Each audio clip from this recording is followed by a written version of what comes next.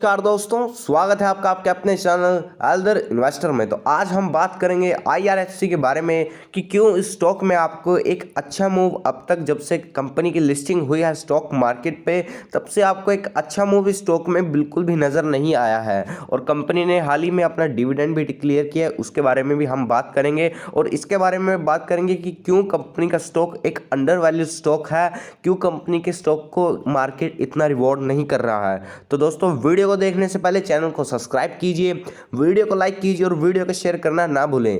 तो चलिए दोस्तों शुरू करते हैं। तो वीडियो को आप पूरा देखिए, क्योंकि अगर आप एक भी पॉइंट मिस करेंगे, अगर आप थोड़ा सा भी वीडियो को स्किप कीजिएगा, तब आपको हर एक पॉइंट बिल्कुल भी नहीं क्लियर होगा। तब आप कमेंट सेक्शन में कहेंगे कि हमें कुछ समझ में नहीं आया। पहली तो बात करेंगे कंपनी के रेशियोज़ की कि कंपनी के बैलेंस शीट, कंपनी की जो अब तक की जो प्रॉफिटेबिलिटी है वो कैसी नज़र आती है। तो चलिए दोस्तों, यहाँ पर हम देख सकते हैं, यहाँ पर आप देख सकते हैं कंपनी का जो मार्केट कैप है 30,000 करोड़ के आसपास है। पर मैं आपको एक बार और बात कहना चाहूँगा कि वीडियो के आखिर में हम इस बारे में बात करेंगे कि क्यों, कि क्या रीज़न है कंपनी का स्टॉक अब तक एक अंडर वैल्यूड स्टॉक है, अब तक कंपनी का स्टॉक एक चीप वैल्यूएशन पर ट्रेड कर रहा है।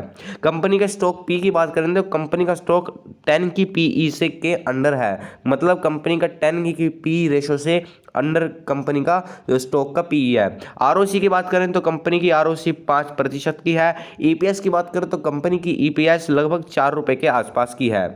डेप्ट टू इक्विटी रेशियो की बात करें, देखिए फाइनेंस कंपनी में डेप्ट टू इक्विटी रेशियो नहीं देखा जाता। आरओई की बात करें तो कंपनी की आरओई यहाँ पर आप देख सकते हैं लगभग 13% के आसपास कंपनी की आरओई है। प्रॉफिट ग्रोथ की बात करें तो कंपनी की ने एक higher double digit growth maintain करके रखी है, जो कि एक बहुत ही बेहतरीन नंबर माना जाता है। लगभग 38.4% के आसपास कंपनी की प्रॉफिट ग्रोथ है।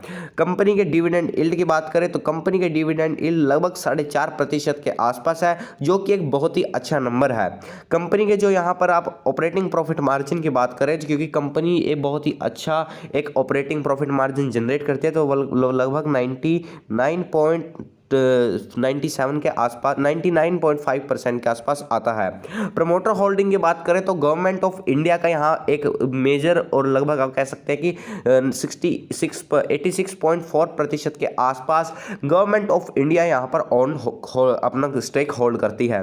पर आपको हमेशा एक बात ध्यान में रखनी है कि जब गवर्नमेंट ऑफ इंडिया को यहाँ पे डी इन्वेस्टमेंट करनी है, गवर्नमेंट ऑफ इंडिया ने 14% का जो स्टेक है वो डाइल्यूट कर दिया है स्टॉक मार्केट में।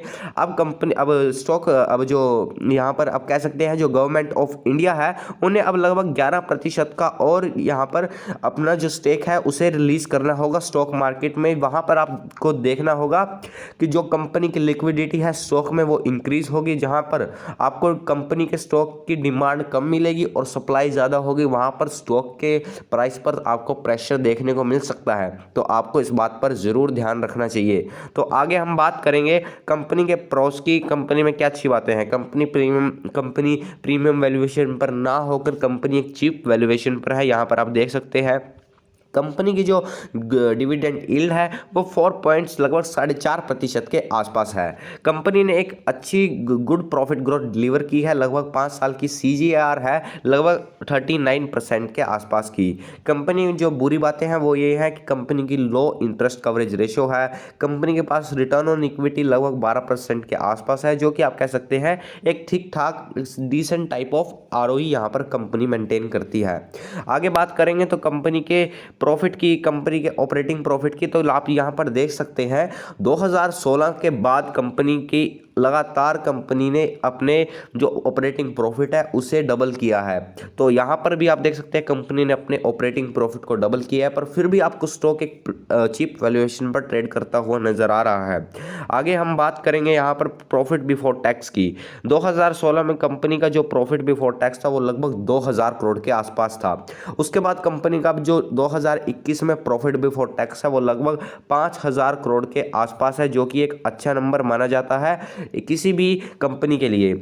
नेट प्रॉफिट की बात करें तो कंपनी ने 850 करोड़ से बढ़ाकर अपने प्रॉफिट को लगभग 5000 करोड़ के आसपास तक लेके आई है, जो कि एक बहुत अच्छी ग्रोथ मानी जाती है।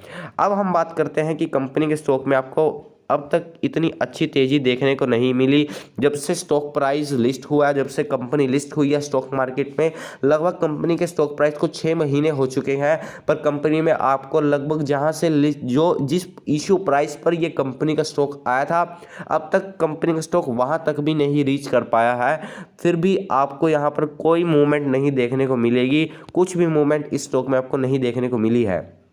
तो इसका पहला कारण तो दोस्तों ये है कि कंपनी में प्रॉफिटेबिलिटी पॉइंट ऑफ व्यू से बात करें तो कंपनी में प्रॉफिटेबिलिटी बहुत अच्छी है, पर वैल्यूएशन पॉइंट ऑफ व्यू से बात करें तो वैल्यूएशन पॉइंट ऑफ व्यू से भी कंपनी अंडर 10 के पीई में है। पर जहाँ पर जो मेन प्रॉब्लम है इस कंपनी में वो है ग्रोथ पॉइंट ऑफ व्यू।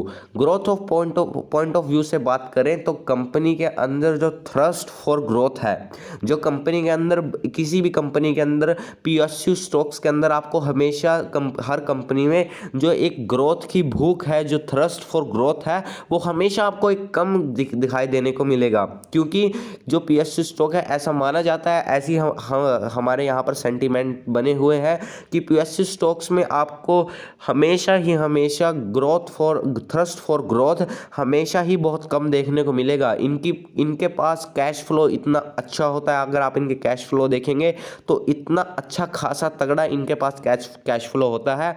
पर फिर भी इनके जो पीएसयू स्टॉक हैं, जैसे एसबीआई बैंक हो गया, bank of Baroda, coal India, BPCL, IOC और आईआरएफसी, इन सभी स्टॉक में आपको देखने को मिलेगा कि ये सारे ही स्टॉक अंडर वैल्यूड स्टॉक है और फिर भी ये स्टॉक इंक्रीज नहीं करते। तो इसका मेन रीज़न ये है क्योंकि यहाँ पर आपको थ्रस्ट ऑफ ग्रोथ बहुत ही कम देखने को मिलेगी।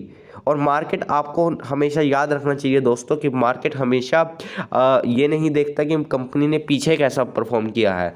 मार्केट ये देखता है कि कंपनी आने वाले वक्त में कंपनी के लिए कितनी ग्रोथ अपॉर्चुनिटी बाकी है, कितनी ग्रोथ अवेलेबल है कंपनी के लिए। क्योंकि आपको मैं हज़ारों ऐसी कंपनियां बता दूंगा जिन्होंने अब तक एक नई अच्छी परफॉर्मेंस दी है, पर उनकी आने वाली ग्रोथ ऑफ अपॉर्चुनिटी, जो ग्रोथ पॉइंट ऑफ व्यू है उनका आने वाले, द थ्रस्ट ऑफ ग्रोथ, उनमें उस चीज़ की कमी होने के कारण, इसका लाइव एग्जांपल तो आईआरएफसी है, आपको उनके स्टॉक प्राइस में बिल्कुल भी मूवमेंट देखने को नहीं मिलेगी। तो आपको हमेशा ऐसे स्टॉक पकड़ने चाहिए जिन कंपनियों में द थ्रस्ट ऑफ ग्रोथ बहुत ज़्यादा हो, थ्रस्ट फॉर ग्रोथ बहुत ज़्यादा हो, कंपनी की जो प्रॉफिटेबिलिटी हो, कंपनी के अंदर जो ग्रोथ है, कंपनी के अंदर प्रॉफिट की एक भूख हो। जिस कंपनी में जितनी ज़्यादा ग्रोथ की भूख होगी उसका स्टॉक प्राइस आने वाले वक्त में उतना ही ज़्यादा ग्रो करेगा। देखिए, बजाज फाइनेंस और आईआरएफसी की बात करें तो दोनों के क्वार्टरली जो प्रॉफिट थे वो बिल्कुल एग्जैक्ट, लगभग आप कह सकते हैं सेम थे। पर फिर भी बजाज फाइनेंस इतना अच्छे तरीके से एक मल्टी बैगर रिटर्न बनाकर दिए हैं और आईआरएफसी ने कोई इतने अच्छे खास के जहां से लिस्ट हुआ था वहीं तक अब ये नहीं पहुंच सका है। और कंपनी ने पिछले सालों में एक बहुत अच्छी प्रॉफिटेबिलिटी हमें बनाकर दी है कंपनी ने।